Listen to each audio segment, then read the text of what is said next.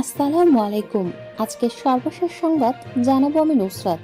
প্রথমেই জানিয়ে দেব সংবাদ শিরোনাম। একটি পক্ষ সংস্কার চায়, অন্যটি তা চায় না বলছেন আক্তার হোসেন। অতীতে আমাদের সঙ্গে যা হয়েছে সব মাফ করে দিয়েছি বললেন জামায়াত আমির। বিএনপির কেউ দুর্নীতি ও চাঁদাবাজি করলে তাকেও পুলিশে ধরিয়ে দিতে হবে বললেন শামা ওবায়দ। বাঘহীন বাকশক্তি পেয়ে জুলাই যোদ্ধাদের ভুলে গেছেন বললেন হাসনাত আব্দুল্লাহ। সর্বশেষ জানাবো 17 বছর বড় বড় গল্প শুনেছি, সমস্যার সমাধান দেখিনি বললেন তারেক রহমান। শিরোনাম শুনলেন, এবারে বিস্তারিত। একটি পক্ষ সংস্কার চায়, অন্যটি তা চায় না বলছেন আক্তার হোসেন। জাতীয় নাগরিক পার্টির সদস্য সচিব রংপুর 4 আসনে 10 দলীয় জোটের প্রার্থী আক্তার হোসেন বলেছেন, ত্রয়োদশ জাতীয় সংসদ নির্বাচন সামনে রেখে দেশে এখন স্পষ্টভাবে দুটি পক্ষ তৈরি হয়েছে। একটি পক্ষ সংস্কার, বিচার ও দুর্নীতিমুক্ত আজাদির বাংলাদেশ গড়তে চায়, আর অন্যটি তা চায় না। তারা আধিপত্যবাদ, গোলামীর বাংলাদেশ বানাতে চায়। আমাদের এখন সিদ্ধান্ত নিতে হবে আমরা আজাদির পক্ষে নাকি গোলামীর পক্ষে। বাংলাদেশ নিয়ে যদি নতুন করে কোনো ষড়যন্ত্র হয়, সংসদে গিয়ে তার রুখে দাঁড়াতে হবে। সোমবার রাতে রংপুরের কাউনিয়া উপজেলার টেপামধুপুর আউলিয়া আলিয়া মাদ্রাসা মাঠে অনুষ্ঠিত এক নির্বাচনী জনসভায় প্রধান অতিথির বক্তব্যে একথা বলেন তিনি। নির্বাচনী জনসভায় উপস্থিত ছিলেন জামায়াতে ইসলামী রংপুর মহানগর শাখার আমির উপাধ্যক্ষ এটিএম আজম খান, কাউনিয়া উপজেলা জামায়াতে আমির মাওলানা আব্দুস সালাম, সাধারণ সম্পাদক ফজলুর রহমান ফারুক, জামায়াত হারাগাছ পৌর শাখার সভাপতি আইনুল হক, এনসিপি কাউনিয়া উপজেলা শাখার প্রধান সমন্বয়ক সাইদুল ইসলাম, যুগ্ম সম্পাদক জিল্লুর রহমান প্রমুখ। অতীতে আমাদের সঙ্গে যা হয়েছে সব মাফ করে দিয়েছি বললেন জামায়াত আমির। বাংলাদেশ জামায়াতে ইসলামী আমির ডাক্তার শফিকুর রহমান বলেছেন, অতীতে আমাদের সঙ্গে যা যা হয়েছে আমরা তা দলের পক্ষ থেকে মাফ করে দিয়েছি। আমরা আমাদের কথা রেখেছি। মঙ্গলবার রাতে দক্ষিণ পশ্চিমাঞ্চলের নির্বাচনী প্রচারণা শেষে ঢাকায় ফেরার পথে গোপালগঞ্জের মুকসুদপুর বাসস্ট্যান্ডের এক পথসভায় তিনি একথা বলেন। এই পথসভাকে কেন্দ্র করে সন্ধ্যা থেকেই মুকসুদপুর কলেজ মোড় ও বাসস্ট্যান্ড এলাকায় জামায়াতের বিভিন্ন ইউনিটের নেতাকর্মীরা মিছিল নিয়ে জড়ো হন। এ সময় তারা স্লোগান দেন। সমাবেশে জামায়াত আমির বৈষম্যহীন ও সহিংসতা মুক্ত বাংলাদেশের প্রত্যয় ব্যক্ত করে বলেন, আগামীর প্রজন্মের জন্য পারস্পরিক হিংসামুক্ত ঐক্যের বাংলাদেশ গড়তে আমরা দৃঢ় প্রতিজ্ঞ।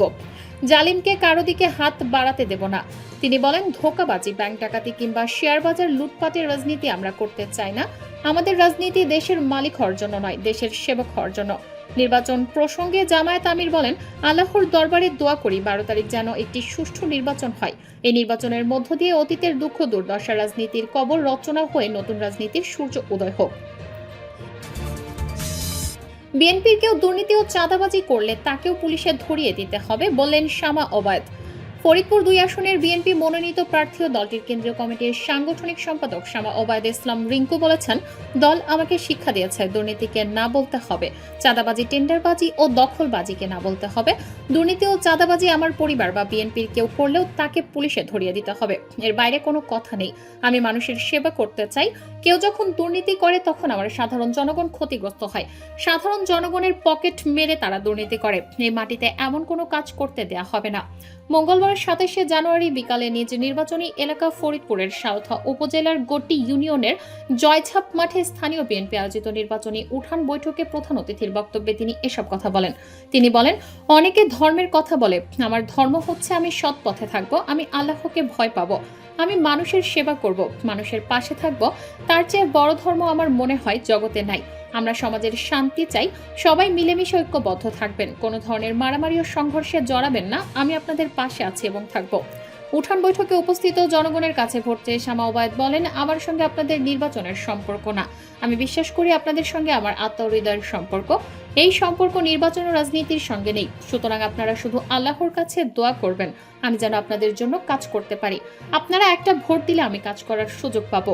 আল্লাহ তাআলা আমাকে অনেক কিছু দিয়েছেন, কিন্তু আমি যেন আপনাদের জন্য কিছু করতে পারি। যেমন আমার বাবা করে গেছেন, তিনি টাকা পয়সা বাড়ি গাড়ি বানায় নাই, তিনি ব্যাংকে দেনা রেখে মারা গেছেন।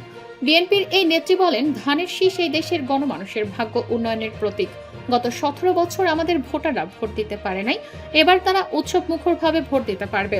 আপনারা সবাই ঐক্যবদ্ধ হয়ে 12 তারিখে ধানের শীষে ভোট দিয়ে বিএনপি চেয়ারম্যান তারেক রহমানের হাতকে শক্তিশালী করবেন।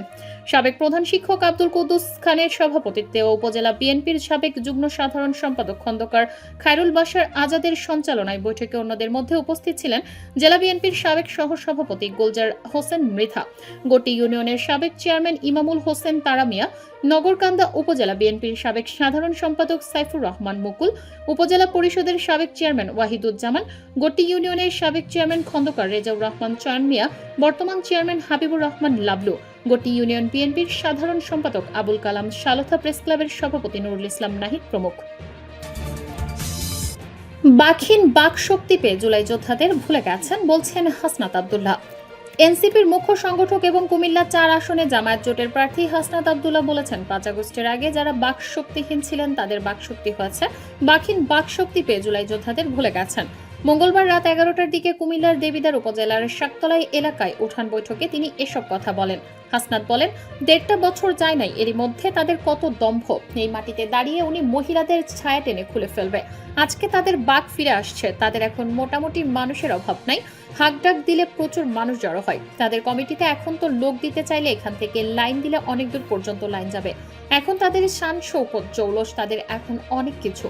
জুলাই যোদ্ধা আবু বক্কর যে নিজের বাকশক্তি হারিয়েছে, যারা এতদিন বাকশক্তিহীন ছিল তাদেরকে বাকশক্তি দিয়েছে। বাকহীন বাকশক্তি পেয়ে জুলাই যোদ্ধাদের ভুলে গেছেন। তিনি বলেন, জুলাই যোদ্ধারা যে কারণে বাকশক্তি হারিয়েছেন এই কারণগুলো নিয়ে কথা বলতে আমরা কাউকে শুনি না। আবু বক্কর যে পরিবর্তনের জন্য রাস্তায় নেমে আসছিলেন, মাইনুদ্দিনরা যে কারণে শাহাদাত বরণ করেছেন, সেগুলো নিয়ে কাউকে কোনো কথা বলতে আমরা শুনি না। যাই হোক, মাটির উপরে এই দম্ভ অহংকার আমরা অনেক দেখেছি। তিনি আরো বলেন, ফ্যাসিবাদের দম্ভ কম ছিল না, কিন্তু তারা এখন কোথায়? সময় কখনো অপরাধীকে ছাড় দেয় না।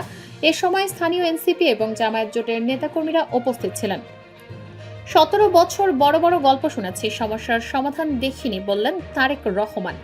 গত ১৭ বছর বড় বড় গল্প শুনেছি, সমস্যার সমাধান হয়নি বলে দেশবাসীকে পরিবর্তনের বার্তা দিয়েছেন বিএনপি চেয়ারম্যান তারেক রহমান।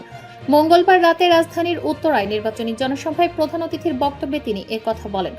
রাত ১:৩০টার কানায় কানায় পূর্ণ উত্তরার আজমপুর কেন্দ্র ঈদগাহ ময়দানে সমাবেশে তারেক রহমান বলেন, বিগত ১৭ বছর আমরা শুধু বড় বড় গল্প শুনেছি, কিন্তু মানুষের সমস্যার সমাধান আমরা দেখিনি। সারা দেশের মানুষ প্রতি মাসে গ্যাস বিল পরিশোধ করে ঠিকই, কিন্তু তারা ঠিকমতো গ্যাস পান না। বিগত সময়গুলোতে দেশে কোনোভাবে নতুন গ্যাস কূপের সন্ধান করতে দেয়া হয়নি। এ সময় দেশবাসীকে পরিবর্তনের অঙ্গীকার দিয়ে তিনি বলেন, বাংলাদেশের সামনে অনেকগুলো চ্যালেঞ্জ আছে। আমাদেরকে নতুন মিল, ফ্যাক্টরি ও কলকারখানা তৈরি করতে হবে। আমরা যদি সবাই ঐক্যবদ্ধ থাকি, তাহলে ধীরে ধীরে বাংলাদেশের এই সমস্যাগুলো কাটিয়ে ওঠা সম্ভব। তারেক রহমান বলেন, এসব সমস্যার সমাধান করতে হলে অবশ্যই আপনাদের সমর্থন প্রয়োজন। ১২ তারিখের নির্বাচনে ভোটকে শক্তিতে রূপান্তরিত করতে হবে। যে কোনো পরিস্থিতিতেই আমরা বাংলাদেশের জন্য কাজ করব। বক্তব্যে জুলাই আন্দোলনে উত্তরার ছাত্র জনতার অবদান স্মরণ করে তারেক রহমান বলেন, ২৪শে জুলাই আন্দোলনে উত্তরার মানুষদের অবদান স্বর্ণাক্ষরে লেখা থাকবে।